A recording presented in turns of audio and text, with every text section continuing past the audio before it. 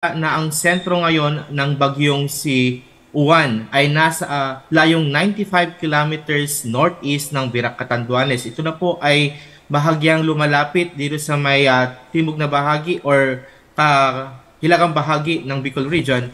Samantalang napapanatili nito yung malakas na hangin na umaabot ng 185 kilometers per hour at yung pagbugso na umaabot ng up to 230 kilometers per hour.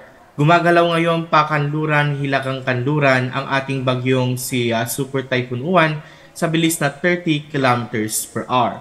Sa ating latest na track at intensity forecast ng ating pong bagyo, mapapansin natin na bahagya itong lumalapit sa kalupaan ng Bicol Region patungo sa direksyon pa rin ng Central Luzon, patawid sa kalupaan ng Gitnang Luzon at palabas dito sa may area ng Ilocos Region.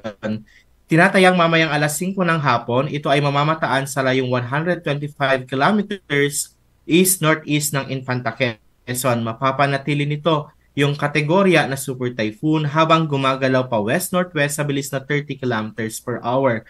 Bukas ng umaga ay nakatawid na ito sa kalakang bahagi ng southern portion nitong Cagayan Valley Region kasama na itong Central Luzon na nasa layo ng nasa coastal waters na ng San Fernando, La Union. Babantayan natin itong hapon hanggang bukas ng umaga kung saan yung pagdaan ng sentro ng bagyo ay pinakamalapit sa lambak ng Cagayan. Bahagya lang hihina yung ating pong bagyo habang dumadaan sa kalupaan, ngunit Recording in progress. yung mga epekto ng malakas na ulan, pagbugso ng hangin, kasama rin yung pagbanta ng mga daluyan ng bagyo or storm surges dito sa kalakang bahagi ng silangan ng Luzon.